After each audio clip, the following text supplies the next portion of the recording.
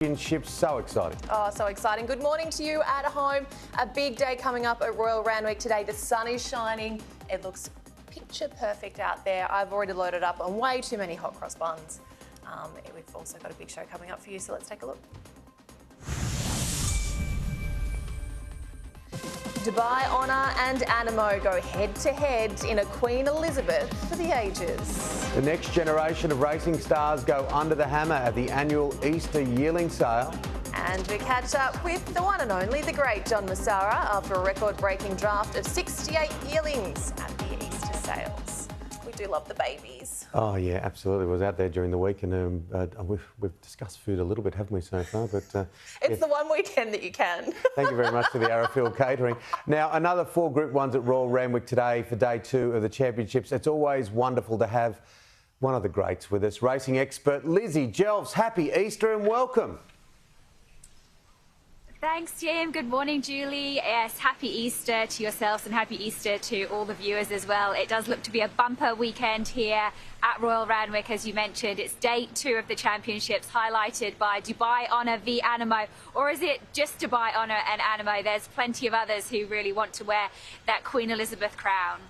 We'll get to that in just a moment, Lizzie, but first of all, we saw the conditions out there at Randwick change so quickly last week. It's looking a little bit breezy out there this morning, but how is the track faring ahead of day 2 of the Champs? Well, it's unfortunate. This time of year we are accustomed to getting quite a large amount of rain, and we have had over 100 mils here at Royal Randwick over the last 10 days. So that has sort of held it in that heavy 8 range. There is a really strong westerly, as you can see, Julie. I've got my hair up because I know that you say that's how you have to do things on TV when it's windy, and hopefully that will improve the track a little bit. But look, I think we're definitely dealing in that heavy range. What we're dealing with is horses that handled a track like last week, so that heavy, genuine heavy surface. You either get through it or you don't, and there's a few horses there who are certainly going to excel on this surface today. I don't think any of us will forget the day that Winks won the Queen Elizabeth Stakes to say farewell a few years ago. It was just an extraordinary day. But when it comes to horse racing, this is almost the best we've seen when it comes to the Queen Elizabeth Stakes. Well, the Australian Turf Club and Racing New South Wales have assembled an international stellar cast here at Royal Randwick. We've got not only internationals throughout the Queen Elizabeth, we've got littered with a horse called Alcohol Free, who runs in the Queen of the Turf, who's been purchased by Yulong. So it's certainly an amazing day, and it's not just about the Queen Elizabeth. We're seeing some really top class horses, top class jockeys going around. We've got Joe Moreira here, who rode a Group 1 winner last week. So there's definitely a lot to look forward to. And as you mentioned, the Queen Elizabeth, who can forget Winks going out on such a high swan song a few years ago. And I'm sure we're going to see not the same scenes, but we'll see very much excitable scenes, and we'll see lots of certainly crowds enjoying what we have on offer here at Royal Randwick. Let's hone in on that Queen Elizabeth for a moment. What are your thoughts on this whole Animo Dubai Honour battle? Don't forget we've got the Japanese runner Unicorn Line as well, but how much of an impact does this heavy 8 have when it comes to the likes of Animo?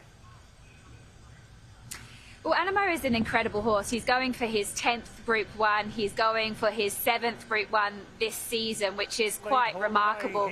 Dubai Honour is a bit of an up-and-comer. He's been able to win his very first Group 1, but the way and the style that he was able to do that in the Ranvet was just quite astonishing to see him perform at that level. We do know that Animo on a wet track is probably not as dynamic, and we do know that Dubai Honour would appreciate getting his toe into the ground. You look at the training combination as well. James Cummings, well, he tops the list with Group 1 wins this season. And then you look at William Haggis, who's brought 17 horses out here to Australia. 12 of them have run in Sydney, 7 of them have been winners, and 4 of them at Group 1 level. So it is certainly a battle royale. What about the Australian Oaks? We have 4 Group 1s today. What do you think? I think that it really brings a horse like Fireburn, who was able to win the Golden Slipper, into the Oaks. She has been racing consistently on ground that hasn't probably been right in her wheelhouse. Today she gets a heavy track. It is at sort of the end of her trip, the 2,400 metres. It's quite remarkable to think a Golden Slipper winner is going to be running in an Australian Oaks over the 2,400 metres. It was done before by Miss Finland. That was in the VRC Oaks. So she would be creating a little bit of history. But I think that it really brings her into the race. There's a lot of young horses who are up-and-comers, but I think the class of the field is Fireburn. Race 7, the $2 million Sydney Cup. What are your thoughts on this year's field for the 158th running of the Cup? Yeah, it's a great race. There's so many ways you can look. Again, there's another international in this race called Cleveland. He's been bought over by Joseph O'Brien. He ran previously in the Tancred. He ran very well. He hit the line beautifully. That's the sort of look you're looking for, a horse that's coming through their paces and finding the line, and that's why he is the favourite at the moment. I personally think it's a much more open race. There's a lot of horses who drop down in the weights, including Cleveland, but a horse like Arapaho, who also went on and won the Tancred, he looks as though he's really well placed, and I'd love to see Rachel King win another Sydney Cup. But it's a fascinating renewal. There's definitely more depth to this year's Sydney Cup. It's probably one of the strongest that I've seen in my time assessing races in Sydney. Yeah, some cracking races. Pardon me, everywhere you look, Autumn Ballet and the Percy Sykes, we've got the Arrowfield. And what about the Queen of the Turf? You mentioned it briefly at the start. Yeah, it's a really deep race, Tim. There's plenty of chances. We see this mare, Alcohol Free, who was able to win the July Cup in Europe. She's probably one of the better sprinting stars that we've seen come over from the UK. She runs first up for Gay Waterhouse and Adrian Bott. She was purchased by Yulong for $10 million. So it's an awful lot online seeing her race in today's Queen of the Turf. There's a lot of horses who are in terrific form. So definitely my advice in that race is to go a little bit wide. There's plenty of horses who are racing well, her being the unknown and the class factor, but there's certainly a heap of mares who are going to run really, really well. Thank you, Lizzie. Thank you, Lizzie. It's always a pleasure. And my tip is listen to Lizzie Jelfs on the coverage today, because she picked Arts from the yard last week, paying very, very well. She was very popular with the punters. So lovely to see you. Thank you, Lizzie. Thanks, guys. A 9-time Group 1 champion, one of Britain's best and exciting Japanese front-runners. The 70th running of the Longines Queen Elizabeth Stakes is shaping up to be one of the best yet.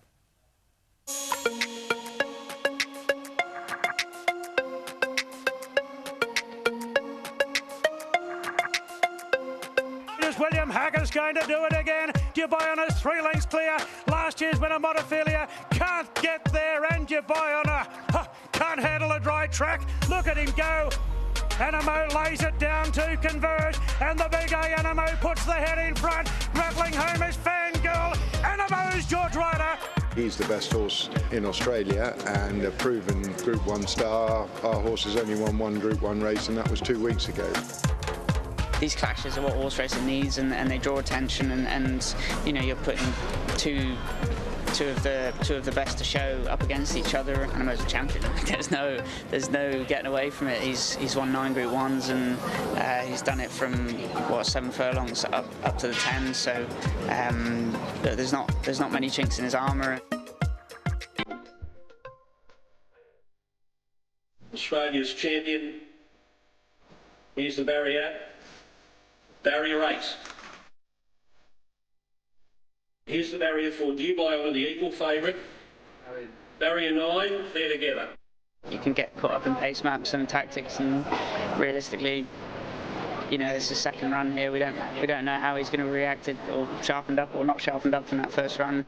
There's nothing you can do about the draw or the weather, I find, so it's the jockey's problem, not mine. There are 14 runners, so it's although it's billed as possibly a 2-horse race, it won't be. Let's get to the barrier draw for the Schweppes Sydney Cup, worth $2 million. It's a bit like a game of chess, I suppose, especially with those draws. It's great to compete at a higher level, Group 1 race, handicap event. There's a lot that helps determine the result. We'll be looking to try and win another one on the weekend. This is the favourite in the Sydney Cup, 51 kilos, John Ingham, to draw the barrier for Cleveland. 17. We know that barriers mean nothing once they open. It's about trying to offset them and get into the race. And his last run here in the Tancred showed that he's in pretty good form, showed that he's landed in Australia, and I'm sure he'll just come out of that nicely and be ready to run a really good race on Saturday. He's really gone well his last 2 starts and been aided by good gates those last 2 runs. So I think it's important he drew well on Saturday, so very happy with gate 8.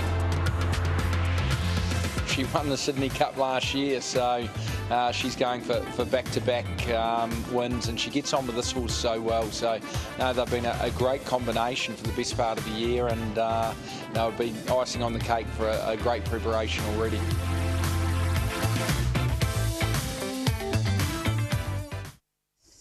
It'd be great to see Rachel King do well today. Well, of course, Sydney is playing host to a record number of international horses this autumn. We just heard a few of those names, Timmy. To talk more on this, we're joined by Executive General Manager of Racing and Wagering at the ATC, a very busy man indeed, James Ross. Good morning to you, James. Good morning, Julie. Good morning, Tim. Hey, James, I just mentioned to Lizzie, and we've been discussing it here, it's arguably the greatest Queen Elizabeth Stakes we've seen. Oh, certainly. I think we're really pleased. I think we had the winners of 22 Group 1 races and over $36 million in prize money between them. So it's a great lineup. I think we're so happy that the local contingent has so much strength. The 9-time winner in Animo could be going out in great style, farewelling Sydney racing, and horses that are so celebrated by our local fans, such as Montefilia.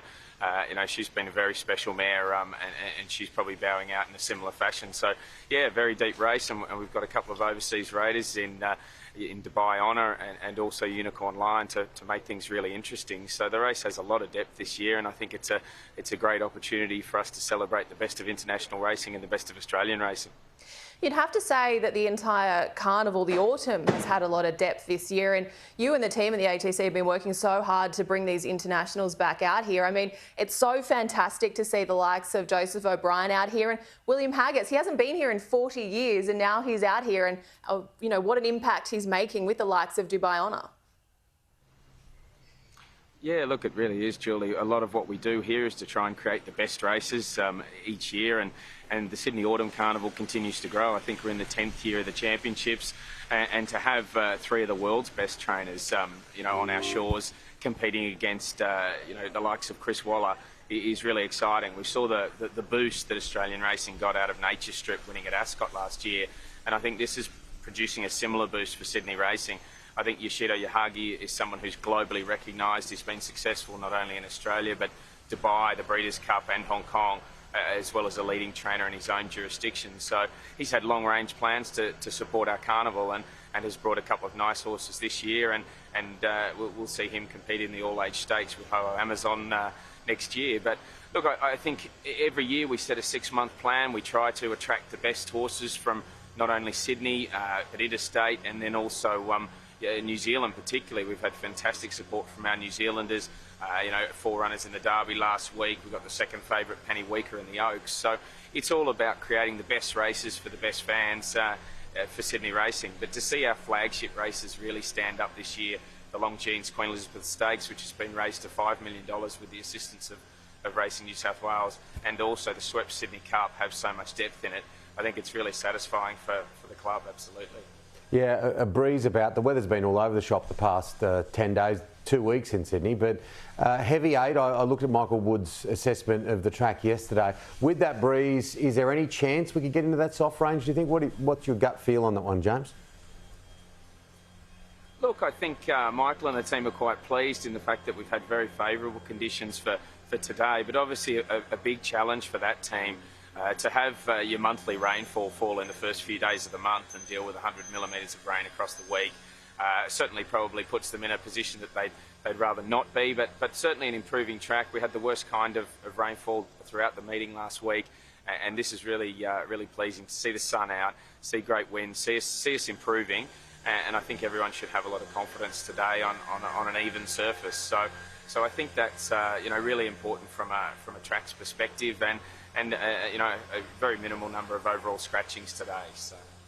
And right on cue, the leaf blower has started there at Randwick, just as it does when we're on air each and every week. This week, James, the full 10 race card will be simulcast into Hong Kong with the Queen Elizabeth playing into Japan as well. What has the feedback been from these trainers that they're finally, after the last couple of years in COVID and everything that we've seen, been able to get their runners out here and being able to come out here themselves?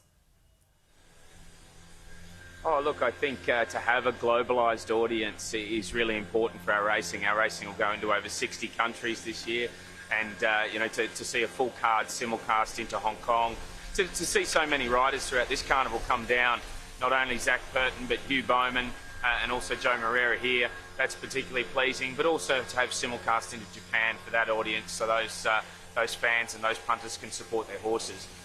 That's absolutely important. And we've got a lot of global partners that are part of the championships, and Longines reach is far and wide. That's why they're part of such a significant Sydney event. So to have such a fantastic event on a global stage is very exciting, and I think this year's renewal promises to be one of the best in the 10-year history of the championships. Yeah, and good signs at the sale during the week, a really strong Easter sale, which helps the industry, whichever way you look at it. Absolutely, Tim. I think the depth of racing across this day, I think we've got $12 million in prize money. The Queen of the Turf's fantastic, and as we said, we had those 20 international horses come in. A number of those to local stables, which is a big part of what we're doing in Sydney, is to have Australian owners purchase these horses and Australian trainers train them, and for them to contribute to our racing throughout the year. And I think we've got 3 of those horses competing in the Queen of the Turf. So that race is really interesting, and it's going to be a great day for everyone to come to Randwick. We're going to finish the day off with one of our usual DJs here, and to have this sunshine on this type of day, you know, I think racegoers will have one of the best days they've had in recent times. Oh, get out there and enjoy a hot tub time machine at the end of the day. It's always good fun. James Ross, lovely to see you. Thank you so much for taking the time to chat to us on such a big day. Thanks, Julie. Thanks, Tim. Yeah, have a great Easter, James. Thank you. Well, top English jockey Tom Marquand is chasing his 3rd victory in the Queen Elizabeth Stakes. He has broken our hearts in the past. This year, he's partnering with Dubai Honour for William Haggis.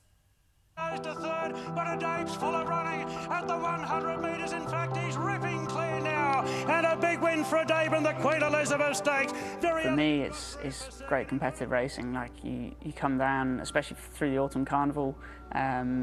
Like you've got Group 1s every weekend, you've got stakes races every weekend, and I mean, you know, how can you not enjoy that as a jockey? Master of Wayne's getting into the back of the Japanese horse, they turn. And a Dave makes the move now at the 400 metres, and a Dave draws clear. But that was a pretty special year because that was my first Group 1 winner as well, and I was riding out on the Tuesday before Dave was running the Rambler and got kicked, and I actually fractured the top of my fibula head, but managed to keep that one quite quiet. And, obviously, he went on and won the QE2 in or Queen Elizabeth Stakes in like insane fashion. I mean, he blitzed them. So yeah, it was pretty nice feeling going home with 2 fairly sizable trophies in the bag. And a big win for a Dave in the Queen Elizabeth Stakes. A Dave's lifting, he fends off Very Elegant and Delasan, and a Dave goes back to back. The Beast of Britain's done it. So the second year, obviously, we had crowds back, and that was like, I don't think I'll get a kick again like that on a horse, to be honest. Like that was insane. But it was all the build up. He'd been beaten, and racing was called off for a week, and then we ended up racing on, I think it was a good 4, and like we just thought everything had gone wrong. It felt like everything had gone wrong, and when he pulled it off, like that got me a bit hyped, and coming back in to have a crowd as well was nice, just to sort of have that reception for him. Royal Randwick, 4 Group 1s in all, including the Australian Oaks on day 2 of the championships. That is a perfect segue to our next guest. Part 2 of our chat with the great Gay Waterhouse and her connection, of course, with Arrowfield Stud. 20 years ago, the winner of this very race was Sunday Joy. Sunday Joy's a neck in front of Shower of Roses. They're clear of Bramble Rose, but Sunday Joy getting good luck at last. Sunday Joy wins the AJC Australian Oak. Back to the horses. What about Sunday Joy? Another connection with Arrowfield. Yes, and a connection with Arrowfield, and of course a connection with John Singleton. She was magical. She was a very beautiful filly, very, I can use the word sexy. She was really, and I do think horses are sexy. They've got to have that sort of element of something special about them, some little essence that you hopefully see. But we secured her in one bid, and it was very, you know, in those days it was sort of a bit unusual. And of course Singo does things in different ways. And then of course she went on to be not only a top class race filly, winning the Oaks, but then she went on to be a top class broodmare for John Singleton. Well, the dam of More Joyous. Absolutely. More Joyous. Well, what a racehorse. Oh, she was fantastic. She was tough as teak. She was such a good, competitive, determined mare. And, you know, you could feel she was rolling up her sleeves to go into battle. Those sort of horses are just, they're divine. Fashioned the Field. How do you remember Fashioned the Field? Of course, AJ Sire's produce, second in the slipper. Very, very competitive filly. You know, those good fillies, or any good racehorse, exposes himself very early. There's only one or two haven't, Platinum Scissors and Linesman, but most of them show themselves very early, and they show this just as special, something special about them. Usually because they're very fluid, they're very athletic. And Fashioned Field was exactly that. She was a very athletic filly, she was a very competitive filly, and she was very brilliant. Magic of Sydney? God, you are testing me. I know, I'm winding the clock back here. It's almost like this is your life, isn't it? It is. I need a big red book rather than the black folder. Magic of Sydney was the most handsome horse you would ever see, and I just fell in love with him, as I did with Nothing Like a Dade. But Nothing Like a Dade was maybe a little bit more of a brute type, you could say. Magic of Sydney was just drop-dead gorgeous. He was such a handsome horse, and beautiful gait, and very, very fluid horse, really lovely. Look at a horse like Sweet Idea, third in the slipper. And she was a fantastic filly, and it's interesting that a filly that we have at present that ran in the slipper but didn't run as well, Platinum Jubilee, in many ways reminds me of her. Very athletic, very lovely filly. She was a top price filly of that year of the sales, and you know, I just had to have her, because I knew that if I didn't have her, we'd be missing a major star in our stable, and that's exactly what she was. There's magic to this industry, isn't there? Here we are in the middle of the autumn, the championships, we saw the slipper. And when you come to a place like Arrowfield and you see very much the cradle to grave mentality, the wonder of, and it happens so quickly, their horses can go from being foals to out and out champions like that. Too quickly, and when I look at this page of the catalogue, I realise it's all too quickly, because sometimes there are 4 generations that I've trained on the page. But it's a great breeding ground, and they've got lovely, as you can see in the background there, you've got lovely hill in the background, which they need. You know, to be successful racehorses, you've got to have horses stretching and extending from a very early age. And that's what Arrowfield provides. It provides great pastures, but it also incorporates lovely hill-type undulating countryside, which is so important. Finally, what do you look for? I know you don't know what's under the engine sometimes. We don't know exactly what a horse is going to be, but people like you have been around this and have got such a keen eye. What are you looking for when you're looking at these yearlings? I often say it's like a boy looking at a girl. You don't have to say she's a pretty sort, you know it. And looking at a horse, you're first of all looking for an athlete. So I don't worry about the walk, because Dad used to say, TJ used to say, I'm not buying a horse to win a walking race, you're buying an athlete. So when I go to the sale, they might have all sorts of different gaits, but I'm looking for the horse that has that essence, that when he or she walks out of the box, there's just something that stays in your mind. And funny enough, the horses that really do stay in my mind, I try to secure, get our owners to try to secure, and so often they happen to be the really, you know, the autumn ballet, horses like that, or Nothing Like a Dade. You know, they become the sort of rising stars or champions. There is a reason she is the queen of the turf. What a great interview, Timmy, with Gay. 2-part series there. It was lovely. Easy to talk to Gay. Oh, you She's could just listen so to good. her all day.